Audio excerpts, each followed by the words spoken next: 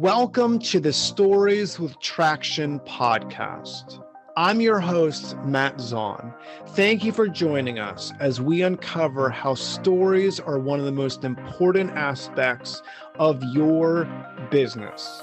We'll talk about struggles, victories, and how you can utilize strategic storytelling to inspire those around you to action. Enjoy this episode.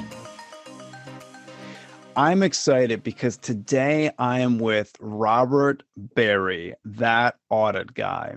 And I'm excited to have this conversation today because I've had the opportunity over the last several months to see Robert Berry in action through content on LinkedIn. So if you will recall the last episode, I had a conversation with Rachel Simon on the power of LinkedIn and sharing your stories through that amazing platform. And we talked about just how much success one can have through LinkedIn, sharing those messages. So this is going to be a continuation of that conversation with Robert because I think he's done an exceptional job at taking his experiences, his messages, his stories, and sharing it in a way that his audience really understands and it resonates. So Robert, thank you so much for being here.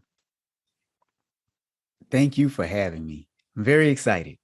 Absolutely. So you have a ton going on. Like I am blown away with what you have cranking right now. So first off, all right, before we get into the weeds with the marketing aspects in your stories, tell us a little bit about what you do. So you are that auditing guy. You help auditors ask the right questions. So what does that entail? So auditors, the biggest part of your job is asking people questions, getting some information, analyzing that information, and drawing a conclusion. And that conclusion usually is things are either A, operating as intended, or B, they are not operating as intended. So the biggest part of the job is asking questions. But a lot of auditors think just because we have that charge and authority to ask questions that people will actively participate.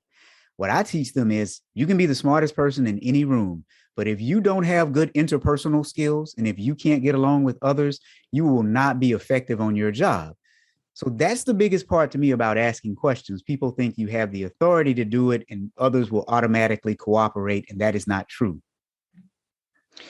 That's a really good point. So people that are listening, and here's, I want everyone listening to really grasp this. So what you just said is really, really important in your space and with what you do. But the whole goal is to get people into the mix, right? Bring people in the fold and then really take your concepts, your trainings, your coaching, everything that you do and apply it. And I feel like you've taken that simple concept on asking better questions and that interpersonal skill, that interaction that you're teaching people, but you have done it in a masterful way through content marketing. I mean, you crank out so much impactful content and messages. I'm constantly seeing things that I'm really surprised by. And I myself am a content creator. I'm constantly producing content. I know how difficult sometimes and how challenging it could be to be creative with that. And I feel like you do a masterful job with that. So take us through that, your thoughts regarding that, because I think it's really important for people to recognize that something like auditing, you've made exciting. Like, I don't know much about auditing, me personally, and this is no offense, Robert, but when I hear the word auditing, I'm like, that kind of sounds boring to me. But when you look at Robert Berry's content, it's not boring, it's exciting. And I'm reading your content all the time, and I'm thinking to myself, how does he make this so exciting? So what are your thoughts on making your processes exciting and fun? Well, let me say first, I really appreciate that. I don't know, it makes me feel really good to hear that people appreciate what I do and how I do it. But what I learned was that your entire life is an audit. I mean, realistically, even if you're not an auditor, everyone is asking some questions and then making decisions in life based on the questions that you're asking. And so my content really relates. Auditors can relate to it, but so can non-auditors, because it's really about life. And to that extent, asking questions and auditing actually saved my life. So it's not separate from what I do. This is literally who I am. There have been several instances where being able to ask some really good questions have gotten me out of some sticky situations, or have put me in really good situations. And I think that's why my content resonates with people, because it's not about auditing for real. It's about life. And then I sprinkle auditing on the top. Interesting. Okay, very interesting. So I have a question about questions for you. So I work with a lot of CEOs, executives, sales professionals, marketers, and we need to ask great questions. I mean, I don't need to convince you of this. You're masterful at it. And a lot of times people struggle to realize what questions they need to ask. So for people listening, I don't think anyone would dispute, oh, it's a good idea to ask great questions. But if there's someone that is struggling to figure out what kind of questions to ask, what kind of advice would you give to them? How would you help someone learn how to ask better questions? The biggest thing is we all fear looking stupid when we ask questions. So that's Mm, the biggest barrier. We fear that other people are going to judge us, other people are going to label us. And so what happens is we clam up and we don't ask anything at all. And asking questions is like a muscle. The more you do it, the better you become at it. But people who are stuck on step one, and that's just asking because of fear, you're going to always be bad at it if you don't practice. And here's what I tell people: there is no such thing as a stupid question. So oftentimes people will ridicule you based on the questions that you ask. And so you become quiet and shy and reserved. And so now you're just frozen. But I would flip that on its head. If there's something you don't know, you realize you don't know it, and then you hand selected someone to ask, doesn't that kind of make you smart? And then for the person who might be judging you, they should think about it differently too, because if you are the one that someone has chosen to ask a question of, doesn't that mean that they respect and admire you because they want to hear your answer to the question? But that's where we get frozen, is we stop, and when we don't practice, we become bad at it because we're afraid of looking stupid in front of somebody else. that's a really, really good point, and I appreciate your answer. When you were saying that, something popped in my head that I heard. This is several years ago. This must have been over a decade ago, and I remember it.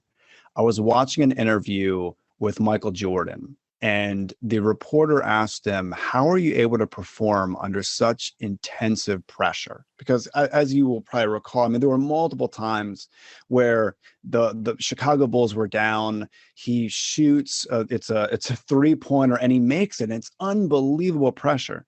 And his response really changed a lot for me. He said, "I focus on the task, never the negative potential outcome." Yep. So when there were tens of thousands of eyeballs on him, he wasn't thinking about that. He wasn't thinking about the negative press he might get if he missed that shot. He was only thinking about what he had done for years, which is take a ball and put it into a basket. So when you're saying that, Robert, I'm thinking that. I'm thinking when people ask questions, they're always focused, or a lot of times when there's anxiety, they're focused on that negative potential outcome. They're not Yep. focused on the task, which is just as simple as speaking, something we've done for so long. So I really appreciate you mentioning that. It's so important because there are questions that need to be asked. And also, back to your point, there are questions that save our business, save many aspects of our life. And if we're not asking those questions, we could be missing a ton of opportunities. So thank you for sharing that. Yeah. Well, and you have to think too, people who are very bad people who want to manipulate you will use that fear against you. So you're talking to somebody and you ask them a legitimate question and they say something like, "Well, how dare you ask me that question? You should already know the answer." And so you cower and clam up. Manipulative people, con men are the best at this. They tap into that fear of looking stupid or that fear of not belonging, and they stop you from being the best that you can be. And it's once I got rid of that fear, you would be surprised the number of times I've been called stupid or all kinds of stuff just for the things that I've asked, but I don't care. It doesn't bother me. Sure. No, that's really interesting. And It's so important because there's so many people that focus on communication, the act of speaking, which is awesome. I mean, there's public speaking courses people can take, people can learn all kinds of things about how to be a better orator. I've seen very, very little in the way of how to ask great questions. And I think that's a problem. It's a societal problem. And I think a lot of people, they're not good listeners. They don't know how to ask questions. They don't know how to be engaging. And I think that that's something that every one of us could get better at. So I appreciate you talking about that, especially with what you do as a profession, having people ask those questions. Have you ever been, I'm sure you've been in multiple situations like this, but is there something specific that you can point to that you were working with an organization and they weren't asking good questions and it was losing profit for that company? Oh yeah. Here's the funny thing. It happens all the time. I can tell you about, so there was this one hospital I was working with, and I was working on this. Ooh, how do I say it without saying too much? So hospitals have controlled substances that they have to maintain, right? Sure. So I was looking at the controlled substances, and the individuals that were dealing with the controlled substances hands-on were coming to us as the auditing staff, and they were saying something is wrong. These items are going missing. And I say missing in air quotes because what they were telling me was that people were stealing, but for me, they were still missing at the moment. Mm. So they hand me, the auditor, all of the evidence. They don't go to the VPs or the directors or anybody like that. So something is wrong when people come to your auditors instead of executive management, right? That's a clear indicator of a problem. So I compile all the data, I get all the facts together, and I'm like, holy smokes. There are a lot of controlled substances that are missing. I didn't say they were stolen. I said they were missing. So I go to management and I get the executives involved and I say, hey, here's a problem. We need to address this problem. I step into the meeting and they start the ad hominem arguments. They start attacking me. So I say, well, listen, I know you're mad. I know you're upset, but what are you upset at? Well, we're upset because you accuse our people of stealing. So the first thing I say is, I never accused your people of stealing. I said that there are some controlled substances that are missing. And they said, well, we don't trust your data. And I say, well, you shouldn't trust my data because I didn't compile this data. I got it directly from your people. And then they say, well, who on our staff gave you this information? And then I say, well, that I will not tell you because I will not compromise someone's identity so that you can retaliate against them. And so then they say, why do you hate us? And I say, I don't hate you. There's a problem with controlled substances going missing. So then I turn the tables on them and I say, the question you should be asking is, why is it that people who work for you are more comfortable coming to an auditor with some evidence than coming directly to you? That's an indicator of a bigger problem that we should address among the problem that we're here to talk about directly. And I made a few people mad. But I'm sure, but it needed to be said, right? It needed to be asked. Because what it meant was there was a problem in the culture in the organization. The culture had to be corrupt if people felt more comfortable coming to an auditor than they did the people that they reported to. Not to mention, you had controlled substances that were missing, which would put you in trouble with the Drug Enforcement Agency in any state, which could get people penalized and put in prison. I mean, when you start asking the right questions in life, you're just like, wait a minute. Now, needless to say, I didn't last at that place long because, again, that incident told you something about the culture. So it helped me out as well. Yeah, but so this is what I want people to get from our conversation, Robert. Something as simple as asking the questions you did in that story is a game changer if done properly. Like if there's a leader problem and they're not connecting with their staff to a level that they don't feel comfortable, and there's a trust issue that needs to be worked on like immediately, right? It needs to be worked on immediately. And I feel like a lot of times people they overcomplicate, question, and listening and really processing. And one of the things that I love to talk about in my strategic storytelling workshops, we have this whole deep dive on a story bank and building a story bank. There's multiple different elements to that, and there's a lot of processing. But one of the things I talk about is the questions that leaders need to be asking their staff, especially during staff meetings. One, I don't think enough leaders ask questions at all at their staff meetings. Not even good questions, they're not even asking questions at all, but something as simple as going around the room and asking your staff, what's exciting you right now? And then listening. What's angering you right now? And then listening. I can't tell you how many people will contact me after a workshop's over and they'll say, hey, when I asked my sales rep what's exciting and what's angering, there's so much that came up. We had so many problem solution things that we worked on because we didn't realize what was angering them was something that was angering our clients. And if it's angering our clients, we realize we need to do X, Y, and Z. And it's like, that is such a simple thing to ask those questions. And if they're not being asked, what else is out there that needs to be uncovered? So it's really important. So thanks for, I didn't really think we were going to go down the question track, but I think it's an important one to talk about.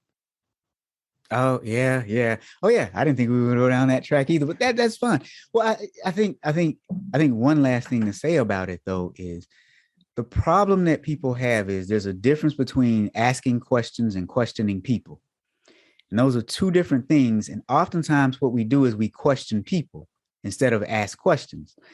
And you can tell the difference between the two because normally there's some sort of blame to be placed when you're questioning people. For example, if something bad happens when you're questioning people, someone might say, why did you do that? And you may not have even done it. You're still trying to figure out what they're talking about because you may have done something on accident, Whereas if you're asking a question, you're going to say to someone, hey, I noticed when I walked in the house, there was a vase spilled over on the floor and it was broken. Can you tell me how in the world did that happen? Versus someone saying, why did you break the vase? And let's just say you didn't even do it. You didn't know that it happened. So one puts someone in a defensive posture already. The other one, they're open to saying, oh, I don't know how that happened. Let's talk about it. What did you see? And that's the problem. We spend too much time questioning people because we always feel like somebody's wronging us on purpose or that there's something that we have to get at somebody about before they get at us. It's just the world is a little crazy right now. So. Sure. No, but you bring up a really, really good point. So, yeah, there is a difference in asking questions than asking people and like tearing into people. So one of the things I did years ago that I found fascinating was I'm really into stage dynamics, right? How do people perform on stage? Especially as a speaker, I'm constantly trying to figure out the best ways to position messages. So I've done deep dives over the years and rock stars and actors and comedians. And what's interesting is a really, really good stand-up comedian. The reason why they're so stinking funny is they're amazing at observational humor. They look at life, they look at an experience, and they try to unpack where's the funny in this. And I kind of feel the same way when it comes to questions. Like when we're looking at processes, we need to ask ourselves, okay, where is the good and room for improvement with this process? What is this? What is that? And really observing, trying to figure out and unpacking and uncovering things. And oftentimes, a lot of people that we work with, they don't even realize they're doing different things. It's so natural with them. I love working with successful people and unpacking things that they do and saying, hey, this is really interesting that this is coming out of you. That's really interesting that you did X, Y, and Z. And unpacking, like, is it something in their past? How did they position themselves to do that? And often they don't even realize they're doing it. It's become so natural. So I appreciate the observational element of question and answers with what you're talking about, because it's really important to unpack things as we're viewing them. Yeah. And, to that, for businesses, realistically, I've helped businesses save I stopped counting once I got to $10 million. I wish I could only get a piece of that. And it's going to sound strange, but I primarily ask the same two questions over and over again, just in different ways. I ask, how did something happen? And then why did it happen? Because the how will get you into the process. So you start mapping out the process. Okay, because these two things weren't connected. This is how this happened. Then you start to go into the why it happened. And that's when you find out, well, somebody didn't have enough budget authority to hire an additional person. And with the lack of human resources, people were working overtime. So something slipped. But really, how and why? And that's really it. I mean, the job of an auditor is real simple. You have to manage other people's unstable emotions. Really. All right. So how and why? All right. So yes, it's simple, but I will tell people listening, seeing what you put out from a content perspective, all of the different messages and what you write and what you've been producing, especially from what I've seen, is very thought-provoking. It's very thought-provoking. So I would encourage every person that is listening to this to go and follow Robert Barry on LinkedIn. You post a lot of content on LinkedIn, so highly, highly recommend that. So can you tell listeners the different services that you provide? Oh, goodness. So primarily, I am a trainer, and I like soft skills training. And if I were to niche it down very far, I help auditors, accounting, and finance professionals with their soft skills. So active listening, asking better questions, interpersonal skills, things like that. Now, I don't just stick with that population, but that's my bread and butter niche.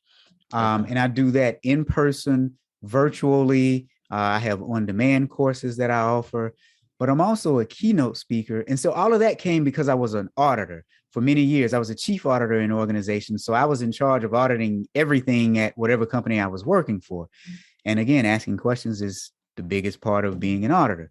But I'm also a keynote speaker. And so I have several keynotes where I talk about auditing your life, where I'm not really talking about the profession of auditing. I'm talking about taking a critical look at your life, because I believe that the quality of your life is directly contingent upon the quality of questions that you ask throughout your life. Ask yourself bad questions, you get bad answers, you make bad decisions. Ask yourself good questions, you get, better answers, you make good decisions. Sure. So, I mean, those are two core things. I've written several books that I sell. So I have books. I sell merch. So I sell merchandise on several different storefronts, but let's just say for auditors, I sell t-shirts and apparel and things like that for audit professionals. Right now I do like 4 live shows on LinkedIn, which are converted into 3 podcasts. One podcast I do is called The Corporate Quitters. And see, it's not what people think. People think that it's about quitting your job and starting your own company, but it's really not.